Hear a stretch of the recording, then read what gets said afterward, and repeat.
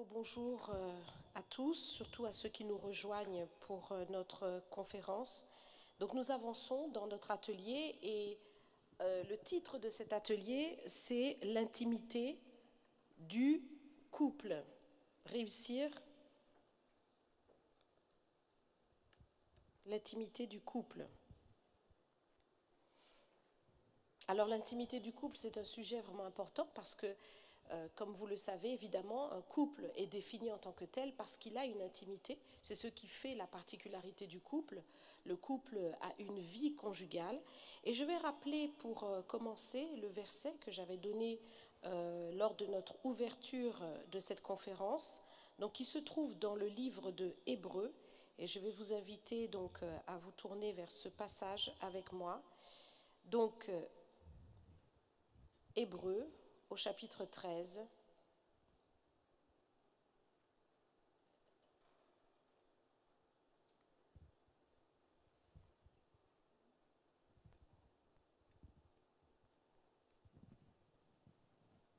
Et que je donne la bonne référence, voilà. Hébreux chapitre 13 au verset 4 qui nous dit que le mariage soit honoré de tous et le lit conjugal exempt de souillure, car Dieu jugera les impudiques et les adultères. Donc dans ce passage, nous voyons que tout de suite le Seigneur fait référence au mariage par rapport à l'honneur. L'honneur de la société, de tous ceux qui regardent, tous ceux qui entourent, tous ceux qui voient, tous ceux qui sont témoins du mariage doivent véritablement respecter le mariage parce que c'est une institution divine et parce que c'est aussi le modèle pour la société, c'est aussi le modèle pour la génération qui vient. Tous doivent se mirer dans ce modèle pour regarder ce qui est parfait selon Dieu, ce que Dieu a établi depuis le commencement. L'homme quittera son père et sa mère, s'attachera à sa femme. Donc cet honneur doit être respecté. Et l'honneur est respecté, premièrement, parce que le couple, justement, entretient une intimité dans laquelle personne ne peut pénétrer. Il y a véritablement l'homme et la femme qui vivent une proximité, une intimité qui les concerne. Personne ne peut rentrer dans cette cellule, mais tout le monde peut observer qu'ils sont devenus un, qu'ils parlent de la même manière, qu'ils vivent une vie commune et qu'au travers de cela, un bon témoignage et un bon fruit en découlent. Et le bonheur est visible au travers de cela. Donc tout le monde peut regarder au couple marié comme véritablement cet exemple de l'espace de vie qui est le bonheur que Dieu donne à l'homme et à la femme. Oui, mais aussi, et le Seigneur le dit tout de suite après, et le lit conjugal exempt de souillure. Donc, l'honneur du couple vient aussi par rapport à l'honneur que chacun y met. Et c'est l'homme, la femme qui, dans leur vie conjugale, doivent véritablement veiller à ce que le lit conjugal, c'est-à-dire leur intimité, leur vie sexuelle, soit véritablement sanctifiée, exempt de souillure, car Dieu jugera les impudiques et les adultères. Et il fait référence dans cette dernière partie sur l'aspect de l'intimité du couple qui doit être sanctifiée. Même si le couple a une vie intime, ce n'est pas parce que nous avons des relations intimes que cela doit se faire n'importe comment. Et le troisième point qui est abordé dans ce même verset, et les adultères, il parle aussi de l'infidélité. Donc nous allons parler de tout cela. Et pour ceux qui nous suivent, n'hésitez pas à poser vos questions, toujours par SMS, pour qu'au travers des questions que vous allez poser, eh bien, nous puissions y répondre dans cet atelier. Donc, l'intimité du couple. Le couple a une intimité et personne ne doit pouvoir rentrer dans cette intimité-là. Lorsque monsieur et madame rentrent dans leur vie de couple, ils doivent véritablement protéger cette intimité. Personne ne doit pouvoir y avoir accès. Et cela, c'est déjà une attitude très importante qui parfois, et même souvent, je dirais, et de plus en plus, est bafouée, puisque certaines choses, si je puis dire, fuitent. Des situations se produisent, le couple a eu peut-être du mal à s'entendre sur un sujet, le couple passe par des crises, des situations se produisent, et la première chose que l'on fait, on prend le téléphone, on explique, on parle à ses amis, on commence à dire ce qui ne va pas, on mêle tierces personnes aux situations du couple. Ça, c'est déjà une entorse très très grave. Il faut véritablement préserver l'intimité du couple. Et aujourd'hui, lorsque nous parlons de préserver l'intimité du couple, je pense que nous pouvons aussi faire une parenthèse par rapport à ce qui se passe, que je vois même de plus en plus sur les réseaux sociaux. On voit parfois des messages qui sont envoyés au conjoint ou au conjoint par médias sociaux interposés. Donc aujourd'hui, tu t'es mal réveillé ou quelque chose s'est passé dans le couple et puis tu envoies une phrase. Tu envoies une phrase sur les réseaux sociaux pour faire savoir quelque chose qui ne t'a pas plu ou quelque chose qui ne va pas. Et c'est toujours des messages, comme on dit, un peu subliminaux, mais on comprend quand même. Mais malheureusement, c'est très grave parce que vous ne réalisez pas que vous êtes en train d'exposer votre couple. Vous êtes en train d'exposer les situations de votre couple, puisque tout le monde finit, message subliminal, oui, mais tout le monde finit par réaliser et comprendre en fait qu'il y a crise, qu'il y a situation qui se présente, qu'il y a difficultés qui se présentent, qu'il y a des choses qui ne vont pas, qu'il y a tromperie, qu'il y a toutes sortes de choses. Et c'est dangereux d'exposer son couple. Pourquoi? Parce que, au travers de cela, non seulement des interventions par des paroles négatives, mais par aussi des influences que les uns et les autres représentent, vont agir négativement sur le couple pour pouvoir nuire au couple. Alors, comprenez que derrière cela, il y a beaucoup de réalités spirituelles. Donc, lorsque nous disons que le couple a une intimité, nous disons vraiment que le couple doit veiller à préserver cette intimité et à sanctifier cette intimité. Donc, qu'est-ce qui s'y passe? Qu'est-ce qui se passe dans l'intimité du couple? Ou qu'est-ce qui ne se passe pas dans l'intimité du couple? C'est déjà un point que nous devons aborder. Le Seigneur dit clairement dans sa parole que le couple qui a donc son intimité le fait par devoir, mais aussi parce que c'est la vie du couple. Donc nous regardons ensemble 1 Corinthiens au chapitre 7 et nous pouvons lire ce verset à partir du verset 2. Toutefois, pour éviter l'impudicité, que chacun ait sa femme et que chaque femme ait son mari, que le mari rende à sa femme ce qu'il lui doit et que la femme agisse de même envers son mari. La femme n'a pas autorité sur son propre corps, mais c'est le mari. Et pareillement, le mari n'a pas autorité sur son propre corps, mais c'est la femme.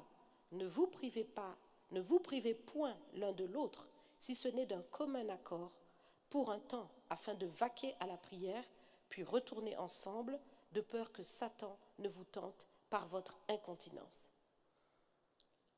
Donc, le couple a une intimité que Dieu lui-même a ordonnée. Ce n'est pas quelque chose que l'homme ou la femme font de leur propre chef, mais c'est une réalité que Dieu a installée dans la vie du couple qui participe à la communion du couple. Et il est très clair dans ce passage qu'il y a un accord mutuel pour pouvoir avoir cette intimité ensemble, des relations physiques qui épanouissent l'un et l'autre. Il y a un accord mutuel. Le mari, donc, rend à sa femme ce qu'il lui doit, et la femme aussi. C'est un accord, c'est un partage. Et l'un et l'autre sont d'accord. Je me souviens d'un exemple qui m'a interpellée, ou d'une situation plutôt qui m'a interpellée. C'est un couple qui s'est marié, pourtant étant dans le Seigneur. Ils se sont mariés, le mariage a été célébré. Et puis lorsque les deux sont rentrés pour consommer le mariage, la femme a dit à son mari, « Je ne me suis pas mariée pour ça ». Donc le mari s'approche de sa femme pour avoir l'intimité et la femme refuse. Elle ne s'est pas mariée pour ça. Eh bien, sachez que le mariage a finalement été dissous, et légalement, parce qu'il n'y a pas eu consommation du mariage. Donc, c'est un exemple qui peut faire sourire, mais au travers de cela, nous pouvons réaliser que la vie conjugale ne doit pas être prise à la légère. La vie intime, la vie intime du couple ne doit pas être prise à la légère. Elle fait véritablement partie de la vie du couple. Et l'accord doit être réel à ce sujet. Maintenant, ce n'est pas parce qu'il y a accord que la porte est ouverte à tout. Il y a véritablement la notion de veiller à ce que la souillure ne rentre pas dans l'intimité du couple. Et dans un temps dans lequel nous nous trouvons, cela fait véritablement appel à la crainte de Dieu de chaque enfant du Seigneur, puisque nous nous adressons à des personnes qui recherchent véritablement à plaire à Dieu, n'est-ce pas? Donc l'objectif est véritablement que dans la vie intime de chacun, il y ait l'honneur qui soit dû à Dieu et que le Seigneur trouve tout son contentement, que ça ne soit pas une relation sexuelle qui soit dictée par les modèles de ce monde. Donc comment faire pour que le lit conjugal soit exempt de souillure? Parce que la souillure, en réalité, elle ne vient pas comme ça, mais c'est l'un et l'autre qui peuvent l'amener. Le mari comme la femme peuvent amener la souillure dans le lit conjugal. Et tout cela commence avant même le mariage. Qu'est-ce qui se passe dans la vie de chacun sur le plan intime? Quelle est la vie que chacun a déployée avant de rentrer dans le mariage? Est-ce que monsieur a eu une sexualité débridée avec l'expérimentation de toutes les possibilités dans le domaine de la sexualité? Est-ce que madame a eu une sexualité débridée avec l'expérimentation de toutes les choses possibles dans ce domaine? Et puis, comme si on a retrouvé la mémoire que Dieu est là et qu'il faut quand même faire les choses bien, on se dit, bon, j'ai assez couru, maintenant je vais me marier. On retrouve un peu la tête, on se dit, je vais me marier. Et puis, on rentre là-dedans. On rentre dans le mariage sans aucune préparation, sans aucun travail sur le plan intime. Après toute cette vie qui a été menée, on se dit de toutes les façons, maintenant on rentre dans le mariage et ça ira. Et c'est là exactement qu'avec tout le bagage que chacun peut avoir, on rentre dans le mariage en se disant ça ira et ça ne va pas. Ça ne va pas parce que chacun rentre avec un bagage. Parce qu'il n'a pas soldé le passé, parce qu'elle n'a pas soldé le passé, parce qu'ils n'ont pas fait un travail de sanctification. Alors vous pourrez me dire, mais pourquoi? Je ne comprends pas, pasteur. Bon, ce sont des choses que tout le monde fait, et dans le mariage, bon, il n'y a pas de raison que ça ne fonctionne pas. L'un et l'autre, peut-être même avant le mariage, on s'est connus. Donc pourquoi, après une cérémonie, on ne voit pas qu'est-ce qui va faire que ça va changer? Mais le mariage n'est pas qu'une cérémonie. Le mariage est véritablement le fait d'appeler Dieu à régner dans cette communion. Et à partir de ce moment-là, il ne s'agit plus de deux personnes, mais il s'agit véritablement de la corde à 3 fils dont nous avons parlé. Le Seigneur est bien présent pour installer véritablement sa gloire, placer le couple dans l'esprit du mariage selon le plan originel de Dieu. Parce que nous le rappelons, le mariage qui est une bénédiction fondamentale selon Dieu, c'est le plan de Dieu. Ce sont des choses que Dieu lui-même a prévues. Ce sont des choses que Dieu connaît. C'est le secret de Dieu, si je puis dire, pour l'humanité. Donc quand nous rentrons maintenant dans le mariage et que nous voulons jouir de cette bénédiction, nous devons réaliser que cela ne peut se faire que selon ce que Dieu lui-même veut. Et effectivement, si l'on n'a pas travaillé sur soi, cela peut vraiment poser des problèmes. Chacun rentre avec son fardeau, et maintenant que l'on veut conjuguer une vie intime harmonieuse, il y a plein de difficultés qui se dressent parce que c'est le fardeau de chacun qui maintenant agit dans le sens contraire pour pouvoir peser sur le couple et véritablement entraver le couple dans sa marche. Cela, ce sont des portes ouvertes à l'ennemi qui va véritablement détruire le couple parce que son objectif, c'est véritablement que le couple ne réussisse pas. Donc, avant le mariage, il faut véritablement déjà se préparer à son intimité pour l'avenir. Ça, c'est ce que je conseille à tous ceux qui sont fiancés et même ceux qui ne le sont pas encore, qui savent qu'ils prendront le chemin du mariage tôt ou tard parce que c'est le plan de Dieu sur leur vie. Il faut se préparer. Il faut se préparer, il faut se sanctifier. Il faut véritablement renoncer à beaucoup de choses qui se sont passées. Il faut se positionner pour nettoyer en fait. Et j'aime bien cette expression que Pasteur David lui-même a prise lors d'un des séminaires que nous avions fait. Il a expliqué qu'il faut se vierger. C'était ça, hein? C'est-à-dire redevenir comme vierge spirituellement. Même pas se virginiser, mais se vierger. Un mot qu'il a créé, se vierger. Pour pouvoir véritablement revenir dans une virginité spirituelle, mais aussi une virginité sentimentale, émotionnelle, physique. Pour permettre que la communion du couple ne soit pas en otage, ne soit pas prise en otage des vies passées. Donc cette sanctification est nécessaire et nous allons pour commencer voir dans Matthieu au chapitre 15 verset 19, nous allons voir comment justement commencer cette sanctification, ce processus de sanctification. Tout commence par le cœur. Car c'est du cœur, nous est-il dit, Matthieu 15 verset 19, que viennent les mauvaises pensées, les meurtres, les adultères, les impudicités, les vols, les faux témoignages, les calomnies. Donc nous allons rester sur les mauvaises pensées, les adultères et les impudicités. C'est du cœur.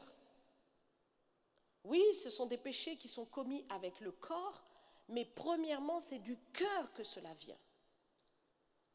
Et donc, chacun doit faire un travail dans le couple pour nettoyer son cœur. Parce que si tu ne le fais pas, l'ennemi va se glisser. Il va se glisser dans tes pensées. Il va se glisser dans ton imaginaire.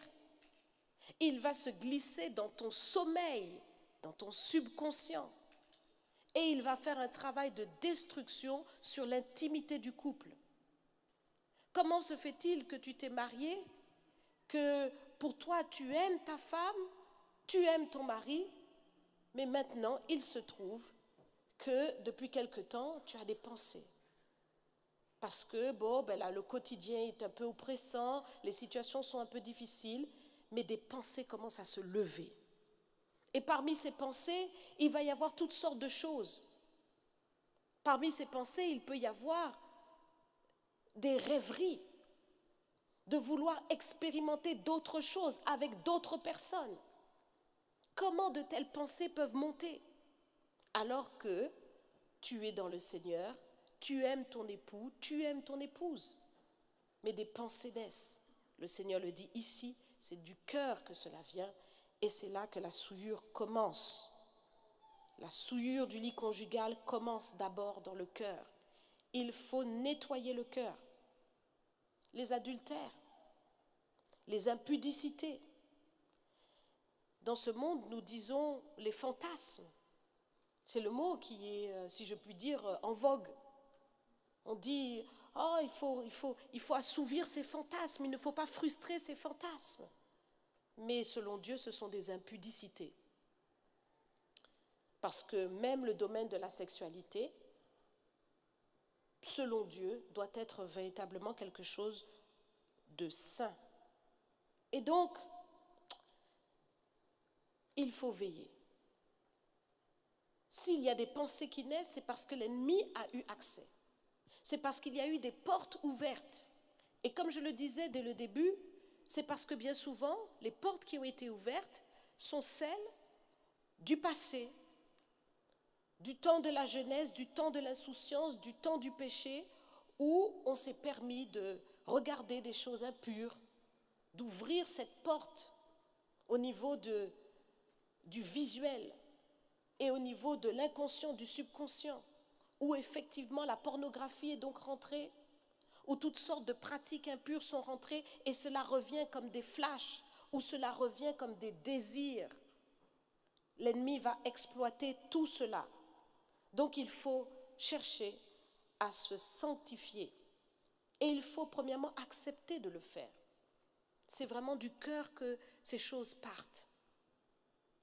Et tout couple qui désire véritablement marcher dans la sanctification et veiller à ce que le lit conjugal soit exempt de toute souillure, qui veut véritablement une intimité réussie, doit fermer premièrement toutes ses portes. Parce que lorsque nous parlons de réussir l'intimité du couple, c'est ce que Dieu a prévu. En toute chose, Dieu a prévu un bon plan. Mais d'abord, les portes doivent être fermées à l'ennemi.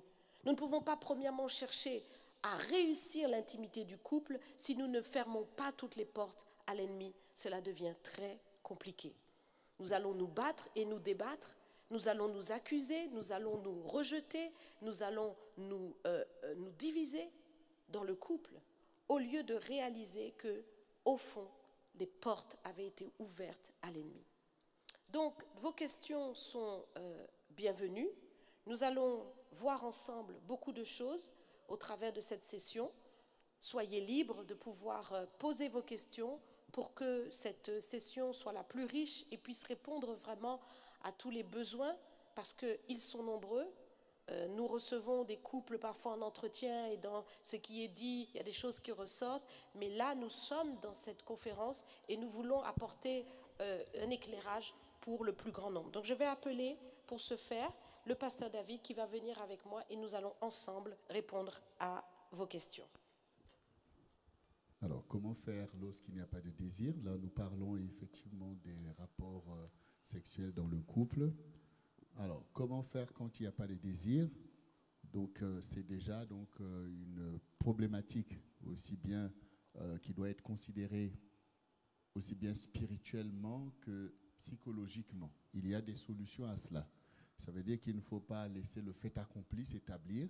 Il faut au contraire trouver la solution, puisque cette réalité peut venir par des choses du passé, comme on disait tout à l'heure, donc ce qu'on peut appeler la frigidité, ou tout simplement une inhibition qui est venue aussi par des réalités. Donc effectivement, il y a des solutions à cela. Et le couple doit effectivement trouver des solutions, avec le fait particulier pour la personne considérer de ne pas se laisser avoir, comme on a entendu tout à l'heure, je ne suis pas là pour ça. Dans l'exemple pris par mon épouse, non. Ça, il y a des solutions, des solutions efficaces à ce type de problème, mais le dialogue va aider déjà.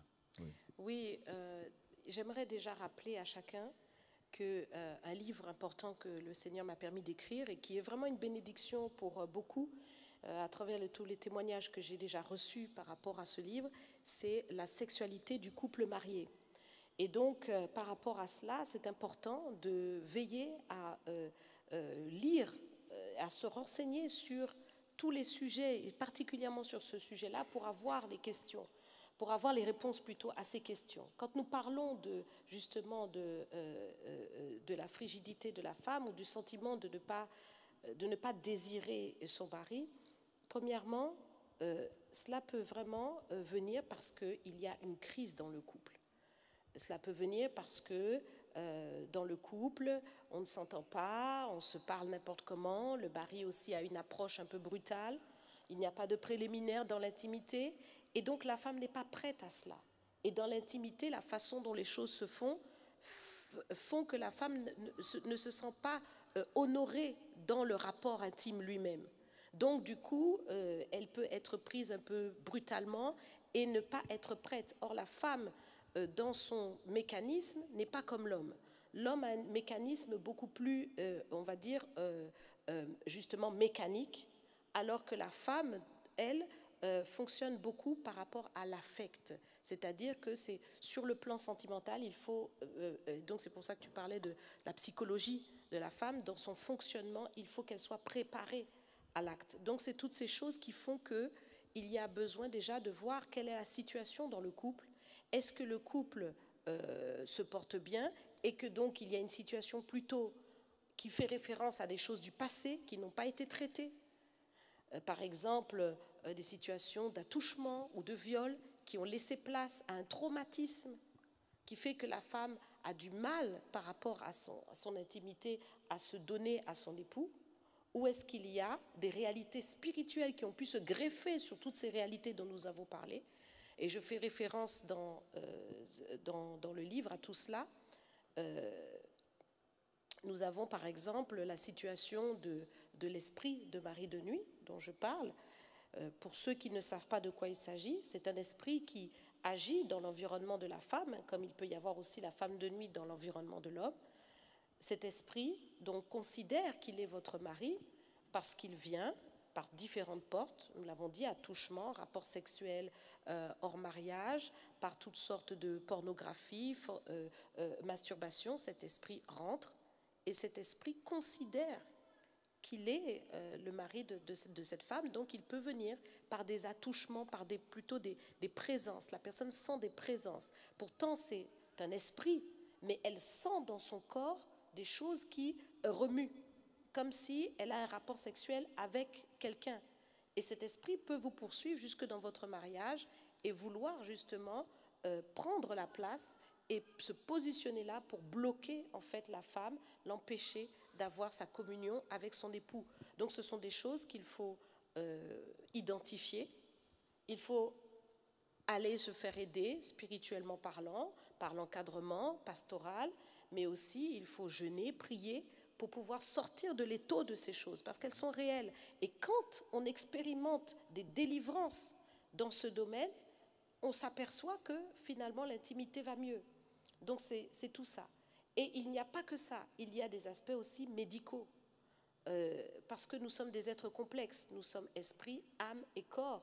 Et il y a des réalités médicales qui peuvent se greffer là-dessus, lorsqu'il y a des problèmes hormonaux qui font que certaines hormones qui ne fonctionnent pas, font que la femme peut être en baisse de désir. Donc toutes ces choses-là doivent être abordées, réfléchies, on médite, on cherche des solutions. L'objectif, c'est de trouver la solution. Mais ce n'est pas de s'enfermer dans le problème en justifiant les choses. Et puis la mise en pratique de la parole nous aide aussi. 1 Corinthiens 7 nous l'a dit, nous l'avons lu ensemble, que la femme rende à son mari ce qu'elle lui doit. Donc c'est important, même si le désir n'est pas là. Je dis souvent, c'est en mangeant que l'appétit vient. Voilà, donc on n'a pas le désir, mais on ne cède pas à ce sentiment, à cette émotion, à cette pensée, mais on se libère en s'offrant à l'autre, en se donnant à l'autre. Et dans ce don de soi, eh bien au final, le Seigneur nous aide à traverser et à surmonter tous les obstacles. Donc effectivement, ce domaine étant un domaine crucial, va amener aussi beaucoup de problèmes qui peuvent être fatals pour certains couples, en quelque sorte. Donc, il y a le côté où c'est un problème du couple. Donc, il faut d'abord l'envisager en tant que tel. Et cela doit être abordé par tous les moyens que nous avons développés depuis ce matin, la communication, et arriver à trouver la solution. Parce que malheureusement, la plupart de ces problèmes sont générés par la vie d'avant. Ça veut dire qu'on est dans une société où le diable déploie un zèle particulier pour détruire au travers de l'impudicité déjà, attaquer en fait l'intégrité du futur époux ou épouse. Donc quand on a un passif comme ça, bon, sur le coup on croit que wow, c'est des plaisirs, c'est bien, mais il y a des vraies conséquences à cela. Il y a des vraies conséquences déjà dans l'attitude, que ce soit de l'homme qui peut aussi manquer une bonne attitude dans le domaine et qui peut être là au contraire en train de manifester parfois comme soit de l'incontinence, comme disait la parole tout à l'heure, il y a quand même le problème de l'incontinence, et puis aussi parfois des addictions. Donc ça veut dire qu'on n'est plus dans le côté où le rapport sexuel est, comme Dieu l'a dit, un élément donc non seulement de procréation, mais aussi d'épanouissement, mais on devient comme en train de subir des addictions derrière lesquelles, comme elle a dit, il y a des réalités spirituelles, où il y a des esprits en fait qui au travers de ça font un travail et qui va aboutir parfois à l'échec du couple. Donc on prend en compte le fait que le couple a des challenges, y compris les challenges dans l'intimité, puisque ce domaine-là a été déjà attaqué de part et d'autre, par exemple, où l'homme a un passif et la femme aussi a un passif, ou alors l'un a un passif et vient avec une charge à ce niveau-là, par des choses qui ne sont pas ce que Dieu conseille. Donc, mais comme nous avons vu depuis le matin, chaque couple a ses challenges. L'important, c'est l'unité du couple, l'accord pour aller trouver la solution. Quand ces domaines ne sont pas abordés comme une addiction, le temps aussi est donné pour pouvoir avancer et parfois ne fût-ce que par le bon positionnement à l'intérieur, les déblocages peuvent aussi se produire parce que parfois c'est des phobies. Parfois, c'est comme elle a dit, des souvenirs, des choses qui se sont passées, puisque nous avons souvent dit dans nos enseignements ici que malheureusement la femme, notamment l'enfant qui est une fille, est souvent plus exposée aux agressions dans le domaine effectivement sexuel par des attouchements et des viols. Et cela va déjà agir négativement sur son intimité, va agir négativement. Donc il y a des problématiques à prendre en compte. Mais l'échec ici, c'est de pouvoir charger sur ces problématiques comme étant la responsabilité de l'un ou de l'autre, ou commencer à mépriser ou se mettre en colère. Et donc, c'est le fait que chaque couple, selon le fameux verbe que j'ai créé, de se vierger, c'est-à-dire que chaque couple doit prendre à sa charge le fait je parlais depuis hier du sein maternel, d'où l'enfant prend naissance. Considérons le couple comme une entité qui doit prendre naissance, créé comme un sein maternel, c'est-à-dire un cadre propice, souple, qui permet à chaque couple finalement de trouver finalement sa trajectoire. C'est la souplesse que l'on met et non pas la pression. Or, malheureusement, quand la sanctification manque, ben, la pression est là. La pression est là, effectivement. Alors, la pression est là aussi parce que parfois, dans le couple, on est mal positionné justement vis-à-vis de son intimité. C'est-à-dire qu'on ne réalise pas à quoi sert l'intimité du couple. Donc, chacun veut, dans cette intimité, assouvir sa conception. C'est-à-dire peut-être parfois, et même souvent, l'aspect de confondre l'objectif de l'intimité entre la communion et le plaisir. L'intimité du couple n'est pas là pour le plaisir. N'est pas là pour le plaisir. Il faut déjà le réaliser. C'est-à-dire que dans l'intimité du couple, il y a du plaisir. Mais l'objectif de l'intimité du couple n'est pas le plaisir. Et ça, c'est vraiment quelque chose qu'il faut vraiment intégrer, comprendre. L'objectif de l'intimité du couple, des relations intimes dans le couple, c'est la communion, premièrement. Et ensuite, la procréation. Ce sont les deux points qui sont l'objectif de l'intimité du couple. Mais ce n'est pas la recherche du plaisir. Et le Seigneur montre très bien dans sa parole, nous pouvons lire ce verset dans 2 Timothée, chapitre 3 au verset 4, qui nous dit que dans les derniers temps, donc les hommes seront, et il nous est dit, traîtres, emportés, enflés d'orgueil, aimant le plaisir plus que Dieu. Donc nous voyons ici cette recherche du plaisir comme une idolâtrie.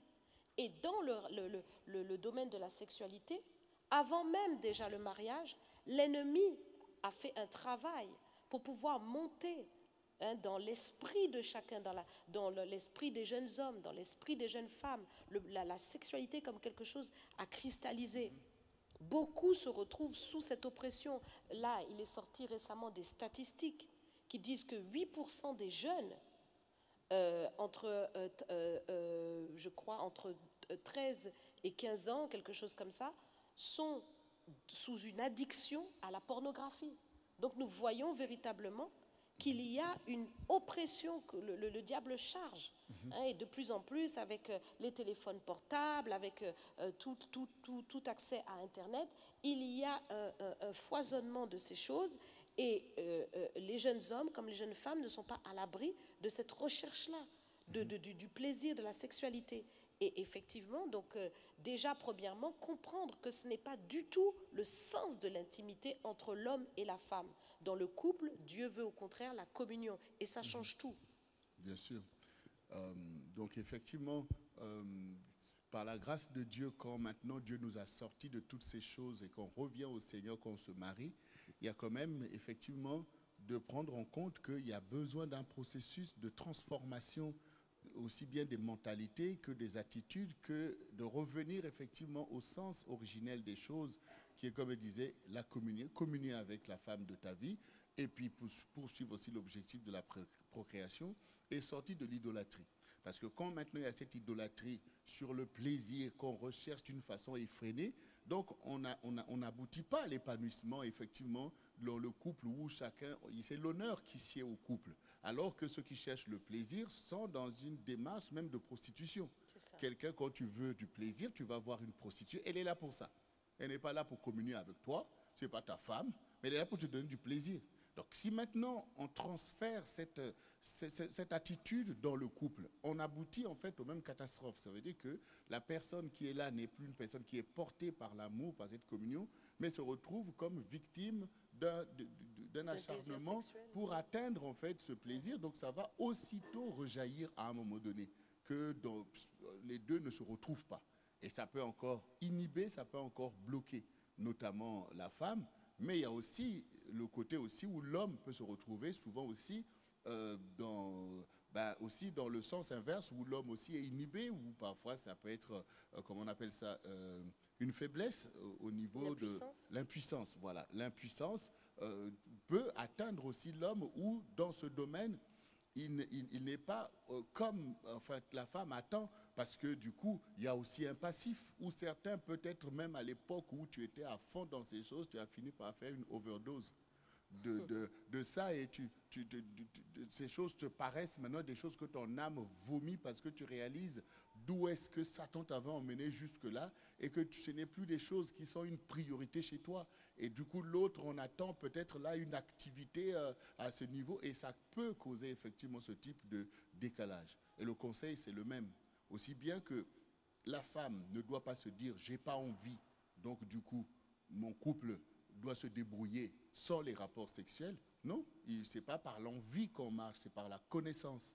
Je sais que c'est ce qu'il faut, c'est à la gloire de Dieu, et donc je ne suis pas en train de chercher à tout prix un plaisir, mais la communion. Et donc du coup, effectivement, on a une vie à ce niveau-là, qui soit par la grâce de Dieu une vie équilibrée. Mais de l'autre côté aussi, le mari qui peut se retrouver avec des difficultés pour satisfaire au niveau des rapports sexuels ne doit pas aussi rester dans le fait accompli pour dire du coup, comme je ne me sens pas très actif ou à l'aise à ce niveau-là, on va maintenant commencer à développer parfois des caractères. Parfois, quand la femme a une approche ou demande, c'est la colère. Ah oui, j'en ai assez, j'ai trop de soucis, j'ai trop de ceci. Non, il faut, dans l'intimité du couple, aller vers la conquête de sa vie intime, soit par la prière, par l'échange, mais aussi, comme disait tout à l'heure Pasteur Justine, parfois des réalités médicales qui sont là, auxquelles aussi Dieu a positionné des médecins qui sont là pour aider le couple. Donc, oui, c'est vrai parfois, en tant que chrétien, on peut avoir du mal à franchir cette étape, parce qu'on se dit, on est enfermé dans sa religiosité, on se dit, non, mais bon, le Seigneur va faire, mais tout n'est pas... le Seigneur est dans tout aussi. Il est aussi avec les médecins. Et donc, ce n'est pas une honte pour des chrétiens d'aller consulter par rapport à un problème qui peut se présenter sur le plan intime, où il y a, comme tu disais tout à l'heure, une impuissance ou même une frigidité qui peut persister malgré que tu aies jeûné, tu as prié, tu as fait tout ce que tu pouvais, tu as invoqué l'Éternel.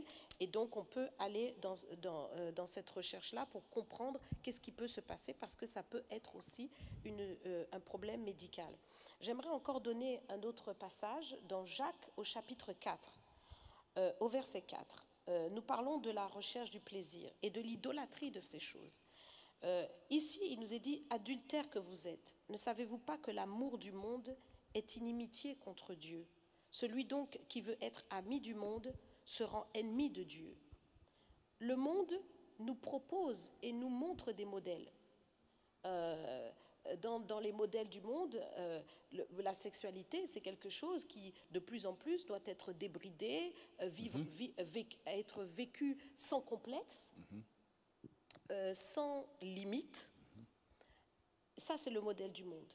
Mais nous, en tant qu'enfants de Dieu, nous devons veiller à avoir le standard de Dieu.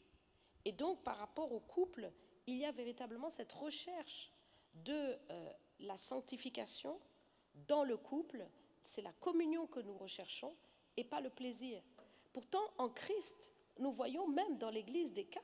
En tant que pasteur, nous avons rencontré beaucoup de cas où, par exemple, des femmes peuvent se plaindre et nous dire « mais pasteur, moi je ne comprends pas, c'est vrai que je suis mariée, mais est-ce que les rapports sexuels, c'est tout le temps ?» Est-ce qu'il faut que ça soit matin, midi et soir? Mon mari me demande tout le temps des rapports. Est-ce que c'est normal? Parce que là, je n'en peux plus, je suis fatiguée. Voilà. Ou bien mon mari me demande de faire des choses que moi, ça me dérange. Parce qu'il me demande des positions, il me demande des pratiques qui dérangent, qui offusquent ma communion avec le Seigneur. Donc tout ça, ce sont des choses qui sont importantes à aborder. Qu'est-ce que nous pouvons conseiller à tous ceux qui nous suivent? Oui, donc déjà, premièrement, la question de l'équilibre. Quand une femme se plaint déjà des rapports fréquents au point d'être fatiguée, là, on n'est plus dans quelque chose de... On n'est pas en train de réussir notre couple. Là, on est dans une addiction. Donc déjà, premièrement, il faut reconnaître que c'est un sujet de prière.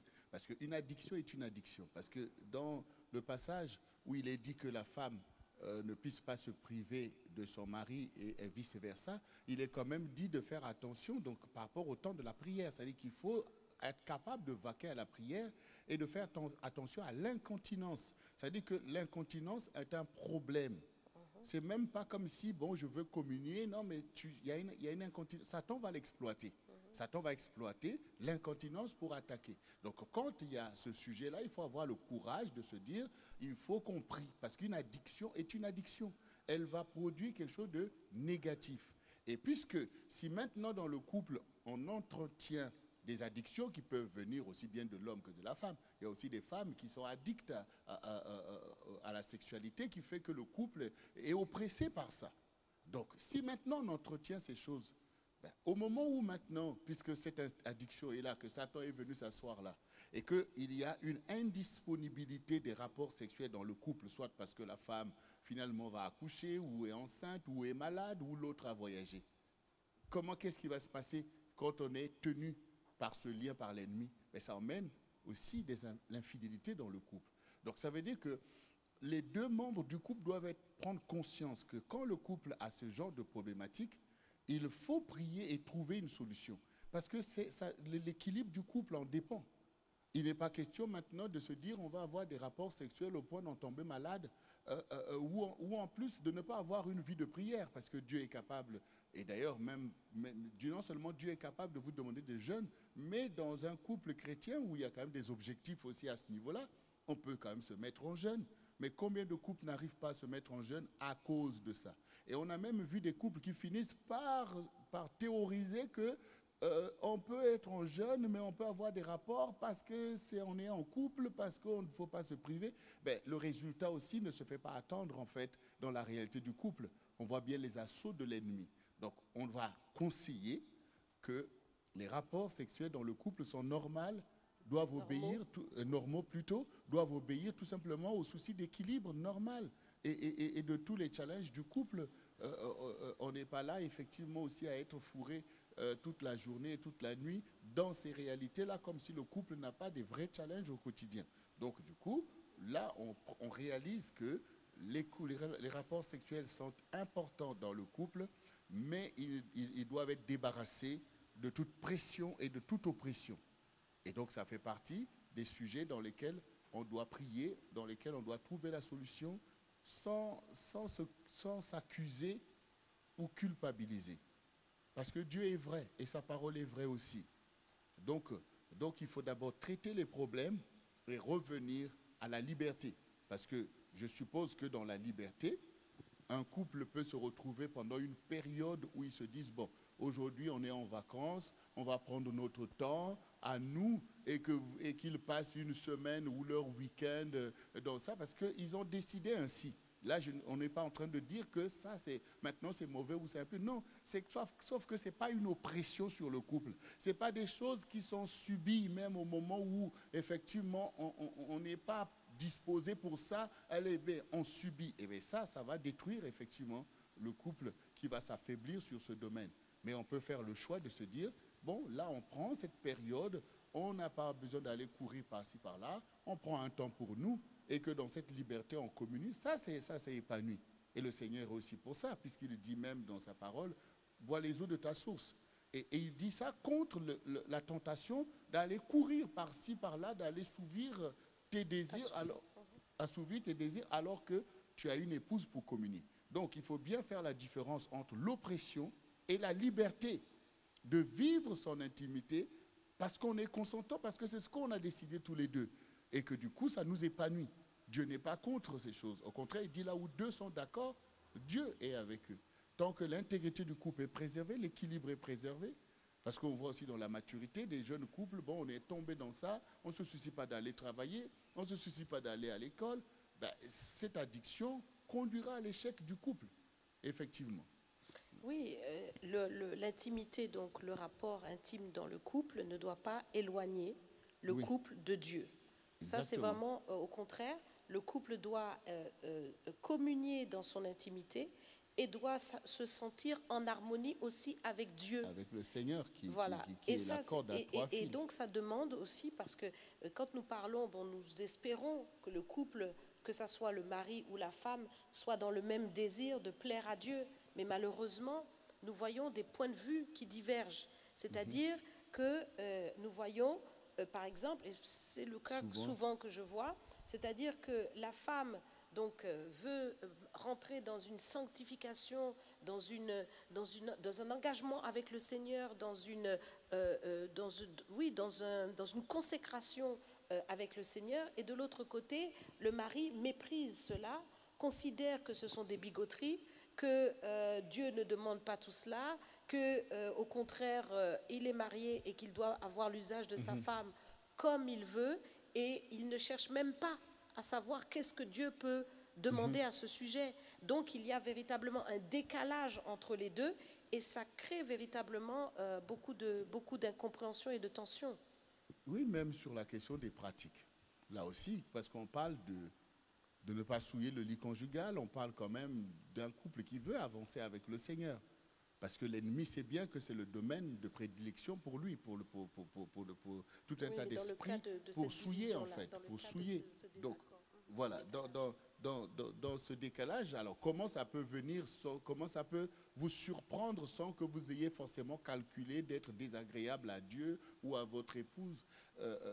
En fait, quand une femme rentre dans son foyer, elle est aussitôt saisie par une sorte d'instinct maternel. C'est-à-dire qu'elle va maintenant rentrer vraiment dans ses devoirs. Elle a plus le désir à ce moment-là de construire quelque chose de global, sa relation avec Dieu, le souci de réussir à bâtir effectivement sa maison qui a beaucoup de challenges, alors que l'homme est toujours dans le côté un peu d'assurer son leadership.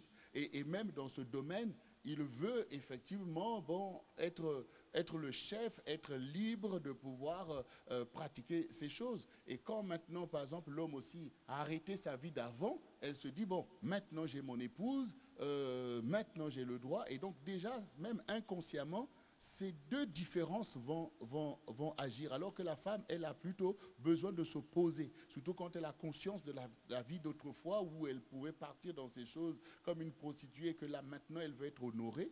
Donc elle a une autre disposition. Et là, si effectivement le mari n'est pas sensible à la pensée de l'esprit, ben, on peut aller vers des graves difficultés. En ce qui concerne les pratiques, oui, en ce qui concerne les pratiques, bien sûr, il y a des pratiques impures. Bien sûr, puisqu'on prend bien en compte que quand Satan vient dans le monde à polluer ce domaine, ce n'est pas pour faire des choses qui sont honorables devant Dieu.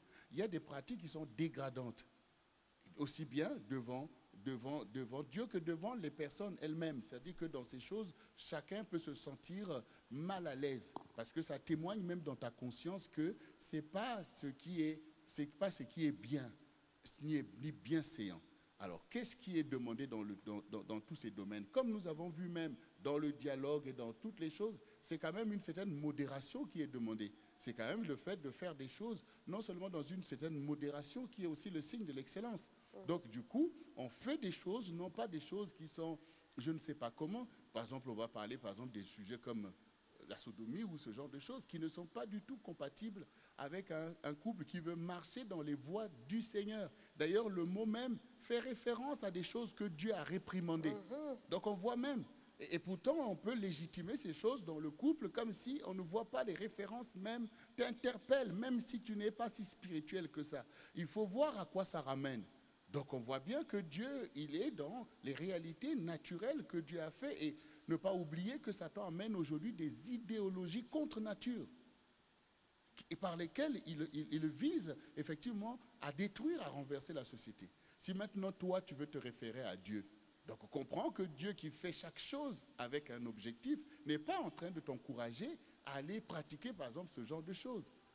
Effectivement, il faut le dire parce que nous, en tant que pasteurs, non seulement que Dieu nous enseigne qu'on rentre, on passe par ces choses, qu'on est instruit par Dieu, et non, on est là aussi pour enseigner, puisqu'on voit bien des couples qui sont malmenés par l'ennemi, et qui sont attaqués sans voir que tous ces facteurs sont des portes ouvertes.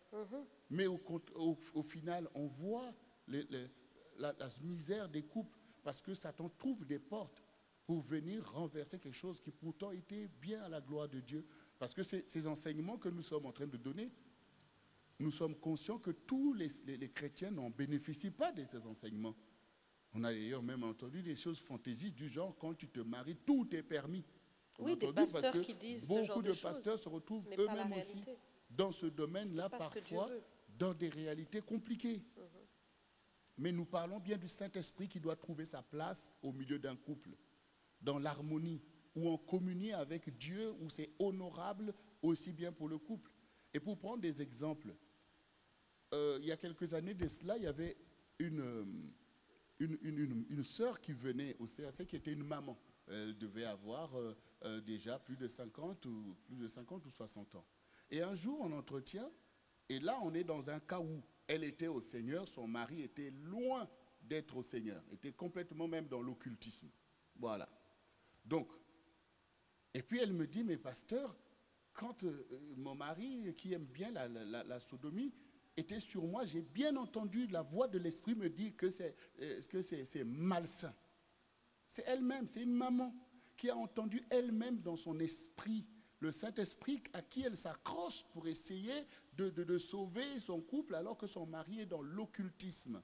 Elle a entendu que c'est malsain. C'est même pas quelqu'un qui lui a dit qu'est-ce qui se passe dans ton couple, c'est malsain. C'est elle-même qui a dit vraiment j'ai entendu l'esprit me dire, mais elle était en difficulté. Et en plus, il faut maintenant réaliser que quand maintenant cette personne qui était dans l'occultisme, elle a bien vu que cette personne cultive des choses qui sont contre nature. Et malheureusement, souvent c'est le cas. Quand vous êtes dans les voies de Satan, vous allez subir une oppression démoniaque qui vous emmènera toujours loin de Dieu. Oui, mais qu'est-ce que la femme doit faire dans ce cas-là? Parce qu'elle se trouve prise en étau, justement, entre le fait que son mari lui demande des choses et le fait qu'elle sait que cela n'est pas bon, n'est pas à la gloire de Dieu et qu'elle veut marcher avec le Seigneur. Comment est-ce qu'elle doit faire? J'arrive, mais c'est important de profiter pour pouvoir dénoncer les oppressions démoniaques. Parce que sur le coup, même une femme va trouver que c'est peut-être normal. Non, c'est pas normal. C'est pas normal. Et souvent, là où il y a la sorcellerie et l'occultisme, il y a ces pratiques-là. Parce que Satan agira toujours à l'encontre de ce qui est bienséant devant Dieu. Donc ça, déjà, il faut discerner le problème. Alors, maintenant, la solution. Bien sûr, c'est complexe. Bien sûr, c'est difficile. Parce que dans le cas de cette personne, le mari est complètement loin de Dieu et complètement dans les choses de l'ennemi. Donc, la situation est vraiment difficile. Donc, maintenant, là, nous parlons d'abord aussi dans les couples qui appartiennent au Seigneur, qui ont donc, à la base, fait le choix de marcher dans les voies du Seigneur, mais où il y a un égarement. Donc là, c'est le cas où l'homme est égaré dans ses pratiques sexuelles, égaré loin de la volonté de Dieu. Et ça, ce n'est même pas un prodige. Malheureusement, beaucoup de gens se retrouvent toujours, malgré la confession de foi, à marcher loin de Dieu. Donc, il y a besoin d'un réglage dans tous les domaines. Et puisqu'on est dans le domaine de la sexualité, ça vient par le fait aussi de pouvoir ramener la personne qui est égarée vers le Seigneur, toujours par les moyens qu'on a déployés depuis ce matin. C'est-à-dire la prière, la communication, le dialogue, et puis arriver au renoncement. Ça veut dire que, mais chérie, là on pêche, parce que c'est la vérité, on pêche. Parce que ces choses, par exemple la sodomie, ce n'est pas de Dieu, ça ne peut pas être de Dieu. Donc on pêche. Donc à partir de là, quand on a fait prendre conscience dans le couple qu'il y a ce péché-là, on commence à prier pour en sortir. Donc il s'agit de s'en sortir tous les deux. Pas maintenant de pouvoir maintenant se dire, toi tu es ceci, toi tu es cela, mais plutôt de dire, bon, chérie, prions, sortons de ça, parce que c'est là quelque chose qui n'est pas de Dieu. Et par la grâce de Dieu, il y a beaucoup de couples qui s'en sortent. C'est-à-dire qu'on réalise que non, ça c'est pas de Dieu, ça c'est pas de Dieu, mais dans la volonté de la consécration.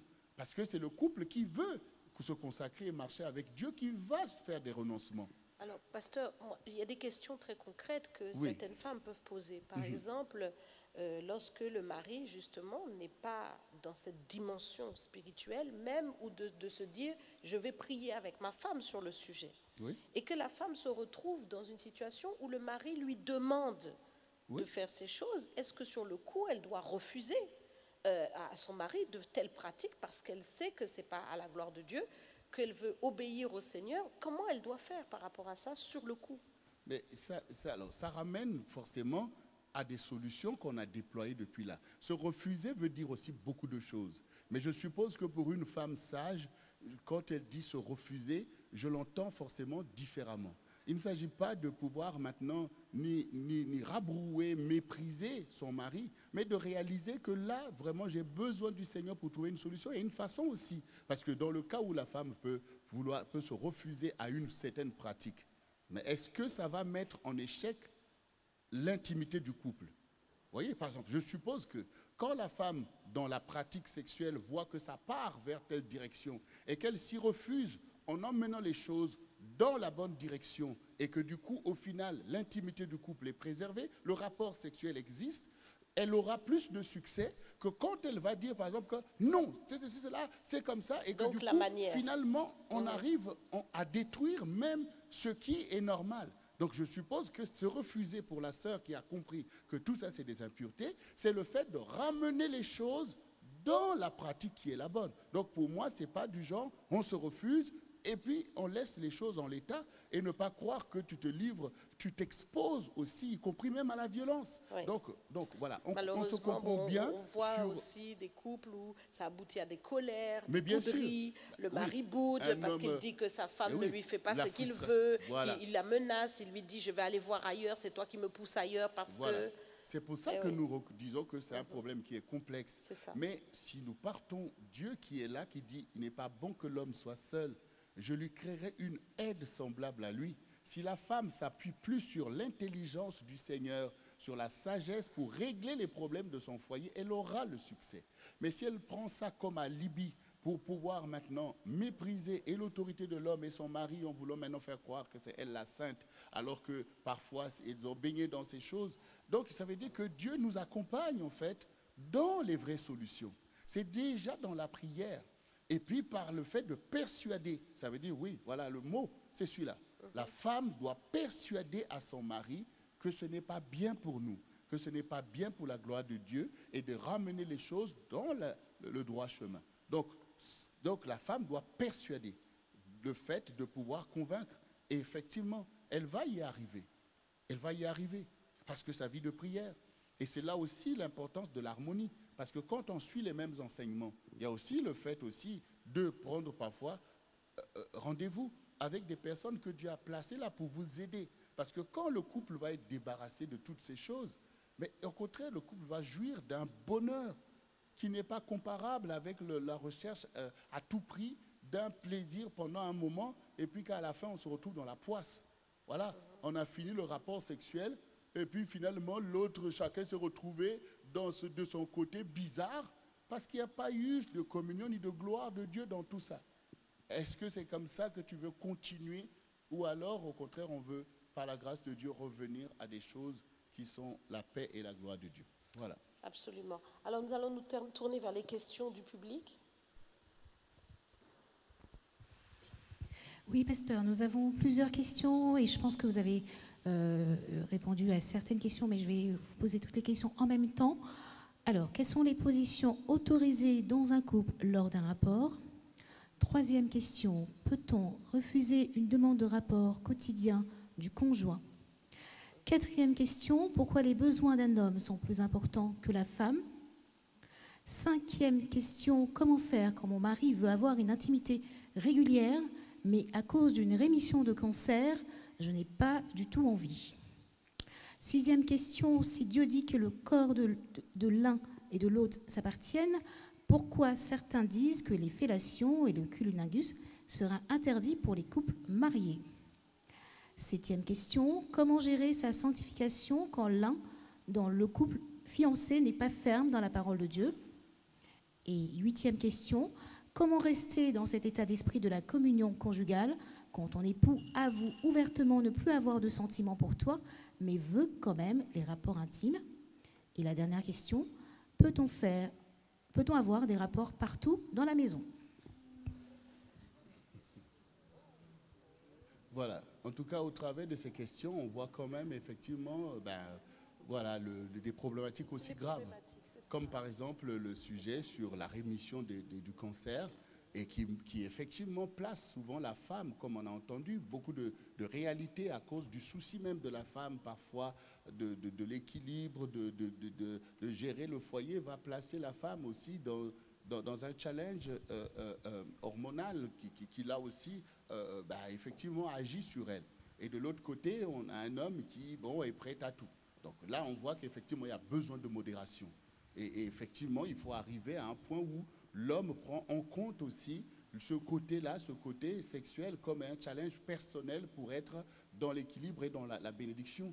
Et dans le couple, on n'est pas là pour subir les choses. On est là pour vivre les choses, ce qui est très, très différent. Donc, au travers de tout cela. Bon, maintenant, la décence, sur une question comme la dernière, oui, la maison ne peut pas être livrée à être un terrain de jeu sexuel.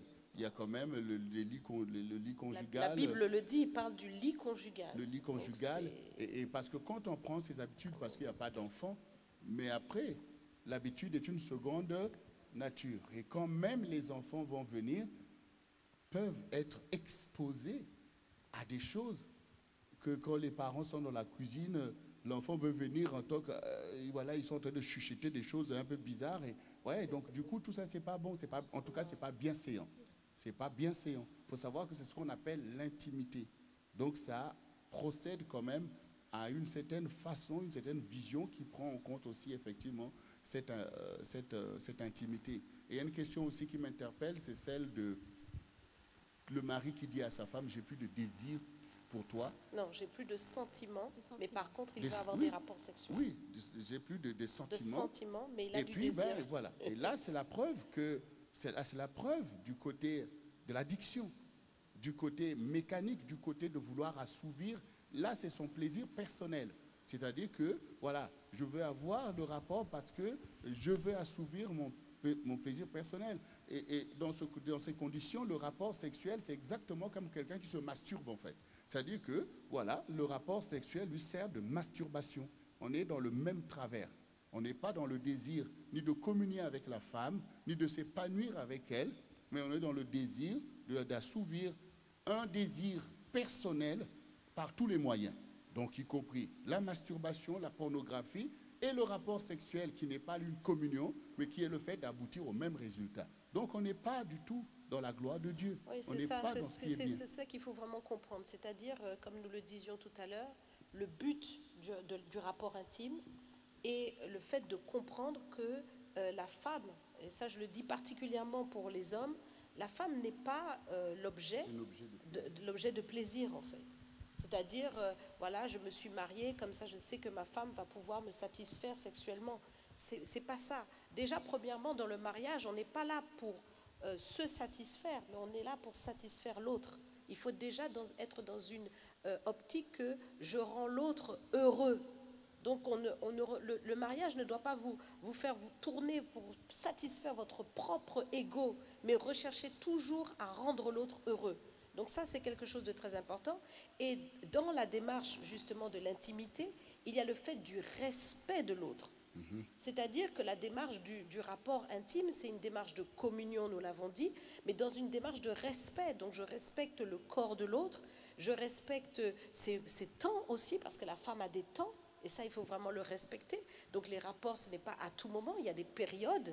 Et même la Bible le dit, que lorsque la femme est dans sa période, il faut observer l'abstinence. Donc ça signifie qu'il y a une attitude. Et quand nous parlions de cette personne qui est en rémission de cancer, effectivement, et qui sent qu'elle n'est pas en phase pour pouvoir avoir des rapports intimes parce qu'elle n'a pas ce désir, donc elle a le travail à faire elle-même avec ses médecins pour pouvoir avoir tout ce qui lui convient sur le plan hormonal, mais en même temps, il y a aussi ce soutien moral, cet accompagnement affectif du mari. Et cette dimension, justement, je reviens sur cet aspect-là qui est très important pour la femme. Si l'homme, dans son fonctionnement chimique, est très mécanique, c'est-à-dire que lui, il va avoir il a un désir sexuel et il va vouloir l'assouvir, mais chez la femme, ça ne fonctionne pas comme ça. Et donc, le Seigneur fait cette complémentarité, puisque l'homme a un rôle moteur, mais la femme dont tu veux avoir usage, qui est ton épouse, il faut comprendre comment elle fonctionne. Elle a besoin de cette dimension du sentiment, de la notion de l'affection, qui est manifestée au quotidien par des paroles, par des gestes qui préparent à cette relation qui va avoir lieu plus tard. Donc si toute la journée on ne se parle pas, tu boudes, tu es devant ta télé, tu ne la regardes même pas, tu n'as pas vu qu'elle a même changé sa coiffure, qu'elle fait tous ses efforts pour te plaire, et que tu ne regardes même pas, ça ne t'intéresse pas, et quand tu arrives sur le lit, tu commences à faire ça va pas. Ça va pas. D'accord. Donc ça ne va pas du tout, ça ne se passe pas comme ça. Il faut véritablement comprendre comment dire, la femme, c'est un être, hein, et il faut prendre en compte ces choses. Messieurs, je m'adresse à vous pour bien vous faire comprendre ces choses-là, parce que les retours nous sont faits, les femmes se retrouvent comme des objets sexuels. Allez, on y va, et puis le rapport est brutal. On y va comme ça. Non, ça ne se passe pas comme ça. Il y a des préliminaires, il y a une attitude à avoir, il y a des paroles à avoir, il y a une approche qui fait que le rapport se passe véritablement en harmonie pour toi, homme, mais pour ta femme aussi. Donc, il y a une recherche de satisfaire l'autre qui est vraiment importante. Donc, effectivement, ce sont des problèmes complexes qui plombent en fait beaucoup de couples. Et d'ailleurs, on voit aujourd'hui de plus en plus des choses qu'on n'entendait pas avant, c'est-à-dire certaines femmes qui se retrouvent dans une position d'être violées.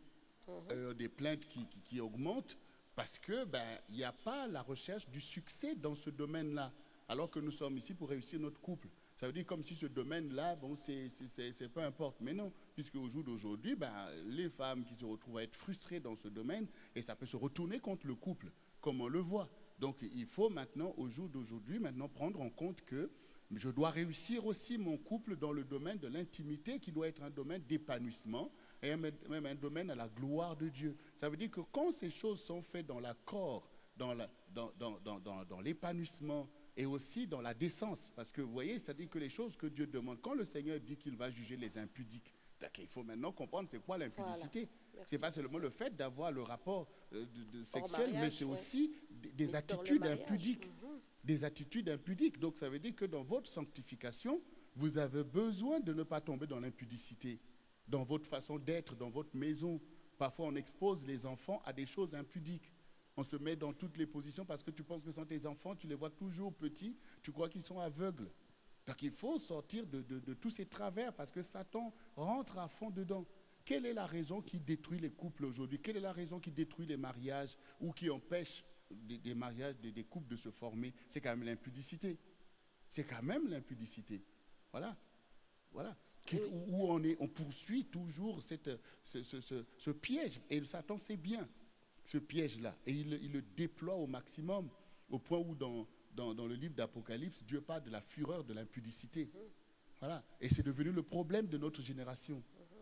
Donc du coup, il faut réaliser combien il faut se lever dans ce domaine pour que Satan ne trouve pas une occasion, même dans ta vie sexuelle. Toi qui es un couple marié, tu as besoin de continuer à chercher la sagesse de Dieu, continuer à chercher l'accord et l'unité pour que la sexualité soit une force pour le couple, un moyen de communion qui prend en compte, comme disait mon épouse, la recherche globale de la communion. Ça veut dire qu'on ne peut pas être bloqué, on ne peut pas parler, on ne peut pas traiter tel problème du couple, mais sur le domaine de la sexualité, c'est actif. Et d'ailleurs, ça se voit souvent. Des couples qui viennent, on ne parle pas, il n'y a rien qui avance.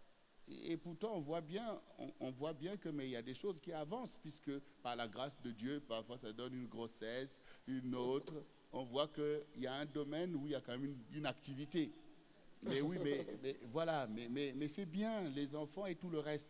Mais il faut se libérer, il faut être actif dans tous les domaines pour créer l'harmonie qui fait que la femme ne sera pas en train de subir ces choses. D'ailleurs, on voit même, pour aller maintenant dans la vérité de ce que le diable emmène, on voit même, on a pu même entendre, enfin, certains hommes qui se disent que, voilà, c'est comme si tu veux dominer ta femme, c'est la dominer dans ce domaine. Voilà, y compris même, bon, domine, même les enfants vont venir, non pas parce que tu comprends que c'est une grâce de Dieu d'envoyer des enfants, comme si c'est un moyen de pouvoir maintenir la femme dans une position. Tout ça, ce n'est pas à la gloire de Dieu. Ce qui est à la gloire de Dieu, c'est une communion qui permet que Dieu fasse ce qu'il veut pour le couple, c'est-à-dire y compris donner des enfants, mais y compris donner aussi le bonheur conjugal. Donc, il y a beaucoup de travail à ce niveau-là, effectivement. Oui, alors pour revenir sur la réponse aux questions qui ont été posées, il y avait l'aspect des positions. Donc là, nous avons pratiquement répondu à ces questions, mais nous devons quand même préciser que par rapport à cela, Dieu est très clair sur le sujet, puisqu'il parle d'une modération. Soyez modérés en toutes choses. Donc nous n'allons pas ici faire toute une description des positions du couple, etc. et dire ça c'est bon, ça c'est pas bon, ça c'est bon, ça c'est pas bon. Quand vous êtes vraiment conduit par l'esprit, vous comprenez que de toutes les façons, c'est la communion du couple qui va emmener un rapport épanoui. Donc il n'y a pas des recherches de toutes sortes de jeux à n'en pas finir, parce que le couple a une communion qui va faire que dans sa communion intime, les choses vont se produire. Mais effectivement, c'est vrai que des couples qui sont dans une recherche d'une activité sexuelle, comme on a dit, le fait de prendre la maison comme un terrain de jeu, on expérimente là, on fait ci, on fait ça, c'est des couples qui renversent en fait le rôle des choses, qui recherchent une sexualité au lieu de rechercher la communion. Voilà. Mais dans une communion, les choses que Dieu a prévues sont simples et sont épanouissantes pour l'un comme pour l'autre. Il n'y a pas de dégradation, ni de l'un ni de l'autre, de mépris, parce que c'est très important de comprendre que si toi, tu cherches peut-être des positions et tout, mais peut-être que ta femme ne recherche pas ces choses et elle peut se sentir comme humiliée, ballottée par toutes sortes de pratiques. Voilà, dans l'harmonie globale que Dieu donne à un couple, les rapports sexuels ne sont pas ni le moteur, ni le point numéro 1. Ça fait partie, mais ce qui est numéro 1, c'est l'amour qu'on développe. C'est la gloire de Dieu qu'on recherche et le rapport sexuel qui vient pour pouvoir valider cette communion. Donc ça veut dire qu'il ne faut pas laisser maintenant le diable te monter à la tête, parce que là, il faut quand même aussi être dans la vérité avec ça, parce que ça cause vraiment des dégâts. Oui. Ça cause vraiment des dégâts. J'aimerais répondre aussi à la question de la femme qui a demandé, voilà, comment le mari n'a plus de sentiments, mais il a du désir sexuel, qu'est-ce qu'il faut faire? Alors déjà, premièrement, il dit qu'il n'a plus de sentiments. Bon, le sentiment ment toujours. Ça veut dire que le sentiment n'est pas le fondement du couple. Ça, il faut le savoir. Le sentiment fait partie du couple, mais ça n'est pas le fondement. Nous nous fondons sur le fait de marcher selon Dieu, selon la parole de Dieu. Maintenant, Dieu a évidemment donné des sentiments, c'est pour s'attacher. Et effectivement, si nous laissons libre cours à toute la séduction de l'ennemi, ben, qu'est-ce qui va se passer? Aujourd'hui, je sens que je t'aime, demain, je sens que je ne t'aime pas. Tu m'as fait ci, tu m'as fait ça, maintenant, je suis endurci vis-à-vis de toi. Mais effectivement, c'est tout de même ton mari. Et le Seigneur dit dans la parole, ne vous privez pas l'un de l'autre. Cependant, il y a des cas et il y a des circonstances. Et il faut comprendre quels sont ces cas et ces circonstances. Ton mari marche dans n'importe quoi, il va avec d'autres femmes, il commet l'adultère et il revient, il te dit qu'il ne t'aime plus, mais il va avoir des rapports avec toi. Quel est ton positionnement? Quel est ton positionnement intérieur déjà? Est-ce que tu es déjà positionné pour sauver ton couple? Est-ce que tu es positionné pour délivrer cet homme qui marche dans l'adultère? Est-ce que tu es positionné pour pouvoir faire en sorte que même le rapport sexuel que tu vas avoir avec ton mari sera l'occasion même de le délivrer dans sa course à l'infidélité? Donc c'est toutes ces choses-là que toi-même tu dois être au clair avec toi et pour pouvoir en fait répondre à cette attente Oui. sans déroger à la parole de Dieu. Voilà, c'est-à-dire qu'il ne faut pas prendre aussi bien que les problèmes posés sont complexes, il ne faut pas prendre des solutions à la légère. C'est-à-dire qu'il ne faut pas maintenant se dire, bon, je me refuse à mon mari parce que ceci, on n'a pas parlé de la journée, ou parce qu'on s'est disputé, donc il n'a pas le droit de me demander, ou alors il m'a dit telle chose, et parfois toi-même, tu es au côté, ah oui, est-ce que tu m'aimes, est-ce que tu m'aimes, enfin, donc il ne faut pas prendre aussi des solutions comme quelque chose de léger et qui aboutira à l'échec du couple. Donc ça veut dire qu'effectivement, il y a des devoirs conjugaux, c'est-à-dire qu'on est là, on communie ensemble, mais on connaît l'objectif qu'on veut atteindre. Il n'est pas question de se dire que parce qu'il m'a dit ça, du coup, il n'a pas le droit d'avoir le rapport avec moi. Donc ça veut dire qu'il y a un problème à régler. Il y a un problème au niveau du couple à régler, de ramener les cœurs ensemble. Et ça, il y a des solutions à cela. Donc ça veut dire que là, nous sommes dans le fait où tu cherches le succès de ton couple et non pas où tu restes dans tes réalités. Donc la femme doit au contraire prendre aussi le côté où, mais quand maintenant mon mari qui dit ceci ou que je pense qu'il fait ceci, cela, vient dans ma maison et qu'on est dans notre maison, qu'on a encore des rapports sexuels, cela doit être perçu comme la continuation des objectifs du couple. Ce n'est pas à ton avantage de dire que non, si c'est comme ça, on arrête tout rapport. Et comme si tu crois que c'est ça la solution qui va faire que ton mari finalement arrête ceci ou commence à te dire que je t'aime. Non, il faut prendre en compte le fait que le lien, il est là, ce lien-là aussi, quand il n'est pas le côté, quand c'est le côté tout simplement du fait que le lien est maintenu et que tu n'es pas dans une situation où tu te sens oppressé, parce qu'on peut aussi se sentir oppressé par les sentiments qu'on a développés par rapport aux choses qu'on pense ou qu'on a vues, et que du coup tout devient illégitime alors que vous êtes dans le couple. Donc il y a aussi le côté de prendre en compte que le rapport dans le couple est normal, mais les choses qui s'ajoutent, qui doivent être solutionnées, pour lesquelles on voit des pasteurs ou on voit des conseillers pour pouvoir trouver des solutions, pour lesquelles on prie, pour ramener la restauration de l'équilibre général du couple dans tous les autres domaines. Donc aussi, il faut aussi ne pas maintenant se dire, parce qu'il y a eu tel problème, parce que là, ça tombe aussi sur un autre sujet qui est souvent aussi grave dans le couple, c'est le chantage sexuel. Puisque dernièrement, d'ailleurs, les frères qui ont fait leur réunion MIDH ont abordé ce sujet-là sur le fait que des femmes qui font le chantage sexuel, c'est-à-dire que punir, voilà, il parle de punir le mari sur le plan sexuel pour dire, bon, à cause de ça, je te mets en jeûne ou je te mets en abstinence obligatoire et tout.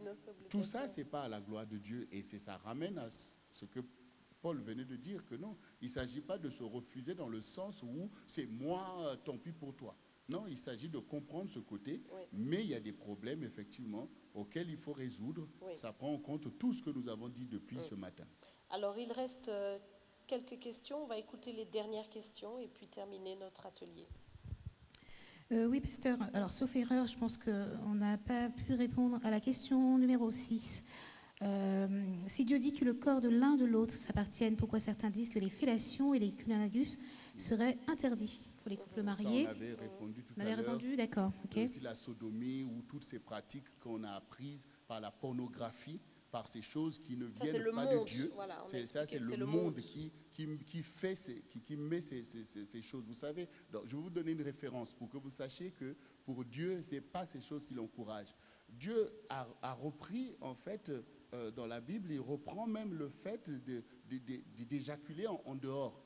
Parce que du coup, peut-être qu'on veut éviter ceci. Et donc, Dieu montre que, mais ce n'est pas l'objectif. Si déjà Dieu reprend ne fût-ce que le fait de se souiller par terre, voilà, et donc ça veut dire que ça répond aussi bien à la masturbation à toutes les pratiques, qu'à des pratiques qui visent tout simplement à pousser l'homme peut-être à atteindre le plaisir, mais pas l'objectif de la communion. À plus forte raison que ce qu'on a dit, la sodomie et toutes ces choses qui sont des pratiques du monde et que ceux qui le font savent eux-mêmes la souillure auquel ils ressentent. Donc effectivement, on vient dans des pratiques qui sont bien saillantes devant le Seigneur. Ça ne manquera pas de donner le bonheur au couple. Parce que la modération, c'est ce qu'il faut, effectivement. Et n'oublions pas, comme nous l'avons dit, que Dieu juge tout ça. Il jugera les impudiques. Donc l'impudicité dans le couple, dans la vie du couple marié est grave. C'est un péché qu'il faut véritablement se débarrasser de ces choses-là pour venir devant Dieu sanctifié. Très bien, merci. Deux autres questions. Comment avoir une intimité lorsqu'on est dans une situation où l'on est hébergé? Et la dernière question, dans l'intimité, est-ce autorisé les contraceptions, préservatifs, pilules? La première, je pense. Lorsque l'on est hébergé. Oui, effectivement, ça pose problème.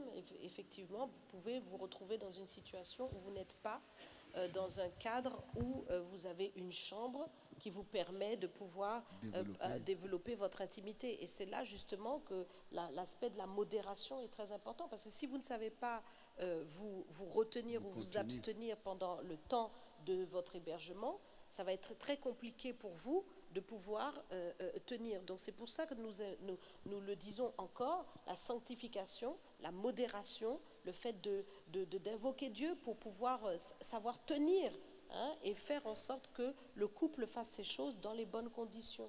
Ça veut dire si vous êtes hébergé, vous êtes dans le salon et que tout le monde a accès, vous ne pouvez pas faire les choses n'importe comment. Donc il y a tout ça qu'il faut vraiment veiller. Hein, c'est à vous de voir dans quelles conditions vous vous retrouvez sur le moment pour voir si vous pouvez faire quelque chose ou pas. Donc c'est tout ça qui vous demande vraiment beaucoup de modération. C'est important. Voilà, donc on voit bien que le couple a besoin d'un lit conjugal. Et voilà. Et ce lit conjugal doit être dans des conditions sécurisées.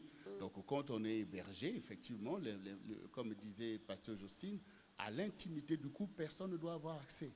Et quand maintenant on est en train d'entendre des choses, donc du coup votre intimité est déjà dévoilée, donc c'est pas confortable, c'est pas bon. Donc il faut prendre en compte effectivement toutes ces réalités pour comprendre que le couple a des objectifs à atteindre. Vous avez besoin de votre propre lit conjugal. Donc c'est un passage peut-être difficile. Par la modération, on va rester digne, mais en même temps, l'objectif du couple, c'est d'avoir sa maison et un lit conjugal qui permet effectivement ces choses. Et donc là, on est effectivement en train de parler à des personnes vous êtes des couples qui cherchaient l'enseignement et les voies du Seigneur. Mais au quotidien, parfois dehors, c'est vraiment du scandale. Moi, je me rappelle quand on était enfant. Quand on était enfant, il y avait, alors qu'on était dans le quartier, comme on dormait tard, il y avait dans la maison d'à côté un monsieur qui emmenait des femmes, et d'ailleurs parfois ils pouvaient se retrouver en groupe là-bas, mais il fallait entendre en fait des choses que les jeunes n'ont pas à entendre, les adolescents n'ont pas à entendre.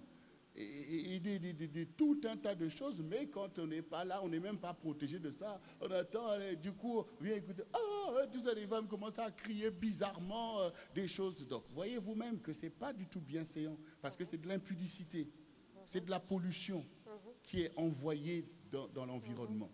Donc, ne polluez pas vous-même votre environnement, comme on a dit, la maison, ceci, ne polluez pas votre environnement par l'impudicité et ne polluez pas les gens qui vous entourent aussi. Parce qu'on voit bien qu'aujourd'hui, comment l'ennemi rentre rapidement dans la vie des plus jeunes et on en arrive à des addictions terribles. C'est quand même beaucoup, ils périssent dans ça. Parce que là, nous parlons des sujets dans lesquels on ne voit pas que les gens périssent à cause de ça. Oui. Les gens périssent dans ça, dans ces addictions-là. Voilà. Donc, puis l'autre question. D'accord, très bien. L'autre question, il n'y a plus d'autres questions. On a répondu à toutes les questions. Voilà. C'est ça. Non, il y avait une dernière question qu'elle a dite, les pilules et tout ça. Ah oui, la pilule, voilà, la dernière question sur la contraception, en fait. Dans la vie d'un couple marié, est-ce qu'il y a la possibilité de prendre la pilule ou les préservatifs, etc. Oui. Alors, par rapport à ce sujet, donc, il y a effectivement beaucoup de challenges à ce niveau-là. Des contraceptions conseillées par les médecins pour telle ou telle raison, pour telle ou telle chose. Maintenant, la première réalité, c'est quoi? À quoi sert pourquoi la contraception est arrivée? Cette contraception est arrivée avec la libération des mœurs. C'est-à-dire que où on veut effectivement libérer la vie sexuelle sans l'inconvénient des grossesses. Donc, à partir de là, on voit déjà que l'inspiration n'est pas quelque chose que vous allez prendre 100% pour vous dire que Dieu est avec nous dans ça. Oui, et puis surtout, on emploie des bons mots, le planning familial, c'est très joli à entendre. On dit tout un tas de choses auxquelles Dieu a des choses à dire derrière. Donc, premièrement, Dieu lui-même déjà a donné quand même des moyens naturels, en fait, déjà à la femme pour gérer à ce niveau-là. Donc, vous, en tant que couple chrétien, à cause de la modération qu'on a entendue, sachez que vous pouvez en fait, recourir aussi à ces moyens-là pour gérer avec Dieu vos réalités. Le calendrier, tout simplement. Le calendrier Le fait au quotidien. Donc, et surtout, il y a certaines femmes aussi qui trouvent des complications à cela, d'autres qui n'en veulent pas. Donc, recourez d'abord à la sagesse dans la gestion, effectivement, quotidienne, de pouvoir respecter, par exemple, comme elle disait, des temps, par exemple, où la femme est indisposée. Et ça, il ne faut pas croire que si Dieu dit de respecter le temps où la femme est indisposée, et que toi, tu penses que parce que tu utilises un préservatif ou ceci, que tu ne tombes pas sous le coup de ce que Dieu dit. Donc là, c'est quand même erroné. C'est erroné. Et d'ailleurs, même par rapport à ça aussi, puisque tout à l'heure, je dénonçais des pratiques, des pratiques dégradantes, mais qui ont à voir avec l'occultisme, eh bien, soyez aussi interpellés par le fait que certaines personnes cherchent à avoir des rapports avec une femme indisposée. Ça doit quand même vous interpeller. Tout ça, c'est de la sorcellerie. Ou le fait, quand tu expliquais que pour Dieu, se souiller à terre, c'est une offense terrible à l'ordonnancement de Dieu. Et lorsque l'on utilise un préservatif, ben, en fait, on fait la même chose. Coup, on réalise que non, le rapport sexuel, il doit être effectivement équilibré et modéré. Donc, on n'a pas à aller se mettre tout un tas de choses. Sinon, quand, par exemple, une femme, le docteur qui est là aussi pour donner des conseils éclairés, pour des raisons évidentes, médicales, peut conseiller quelque chose. Ça veut dire quoi? On n'est pas là maintenant nous-mêmes pour ne pas vous laisser, puisque l'esprit aussi est là avec vous. Le couple a des choix à faire. Si dans un couple, nous on ne dit pas par exemple à un couple, ne prends pas, ne fais pas. Non, on vous met seulement les réalités de la parole de Dieu que vous devez prendre en compte, mais le couple fait des choix qui lui sont légitimes. Si maintenant dans le couple on réalise qu'on a besoin de contraception pour telle ou telle raison, parce que même si on ne sait s'abstenir, on est dans telle situation que vous le décidez devant Dieu. Mais ne vous dites pas que tout ce que le monde enseigne, c'est à vous de l'appliquer de cette manière sans vous-même tomber en porte-à-faux avec le Seigneur. Voilà, je pense qu'il faut vraiment le faire dans la crainte de Dieu. Il faut le faire dans la recherche de la pensée de l'esprit. Par exemple, une maman qui a déjà bien travaillé, qui a, mis au monde ses enfants, peut-être 3, 4 enfants, elle va interroger l'esprit pour savoir si elle peut prendre une contraception parce que maintenant, peut-être que la famille veut passer à autre chose. Ça peut arriver. Ce n'est pas à tous que le Seigneur va dire oui, mais le Seigneur peut aussi dire oui. Donc, c'est tout ça. Je pense qu'il faut vraiment être dans cette communion déjà du couple, dans cet accord, et aussi dans la recherche de la pensée de Dieu. Parfois, vous dites, ah ben bon, je suis arrivée à 4 enfants, c'est terminé. Et pourtant, le Seigneur dit, c'est pas fini, ma fille. Fini, parce que, donc, c'est ça. Oui, je voulais appuyer sur le fait que nous, on est là pour enseigner la parole de Dieu. On n'est pas là pour prendre des décisions à la place du couple. Parce que chacun, étant enseigné, peut prendre telle ou telle décision. Le couple est légitime dans les décisions qu'il prend, son âme et conscience, en connaissant l'enseignement et non pas par l'ignorance. Et que vous prenez cette décision, comme elle disait. Si maintenant vous pensez que 4 enfants ou 5 enfants, ça devient trop, mais interrogez le Seigneur. Puisqu'on voit bien, il y a des couples que Dieu veut donner encore plus d'enfants. Dans mon cas, ou même si ce n'est pas le même contexte, où j'ai grandi en Afrique, où mes parents ont eu 10 enfants. C'est-à-dire que notre maman a eu 10 enfants. Et je me rappelle qu'à un moment donné, quand elle a eu son 9e enfant, et que du coup, elle a voulu effectivement prendre ce qu'on appelle un stérilet pour pouvoir effectivement ne plus avoir à le faire, le Seigneur l'a repris. C'est-à-dire qu'elle-même, elle a vu que le Seigneur n'était pas content, et du coup, elle a enlevé ce qui lui a permis d'avoir notre dernière sœur, qui est si mignonne. Et donc, voilà, le Seigneur voulait atteindre ce palier avec elle.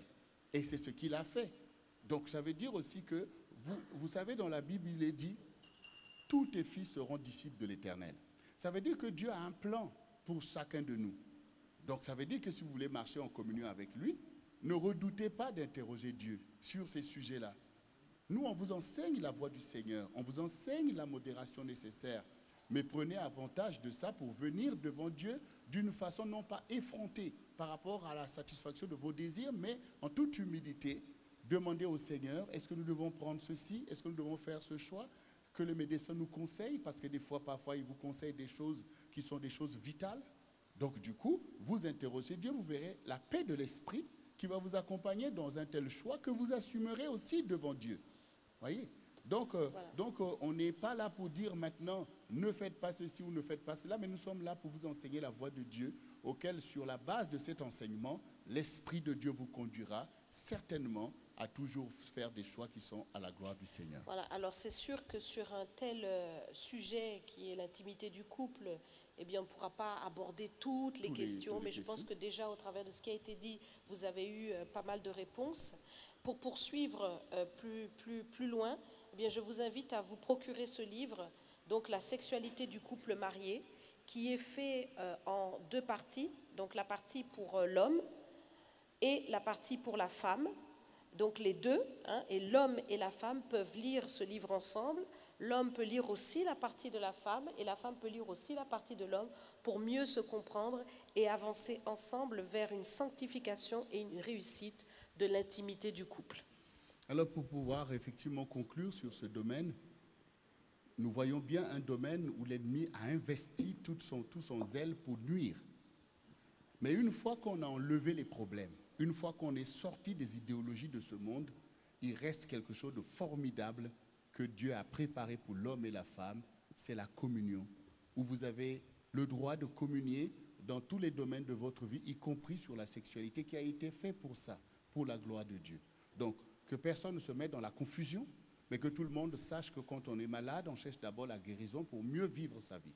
Ça veut dire qu'une fois qu'on a guéri son couple sur le plan des travers qui atteignent la sexualité et l'intimité, et il reste que de vivre sa vie intime d'une façon qui soit à la gloire de Dieu et qui soit pour le bonheur du couple et pour l'épanouissement total. Merci. Merci.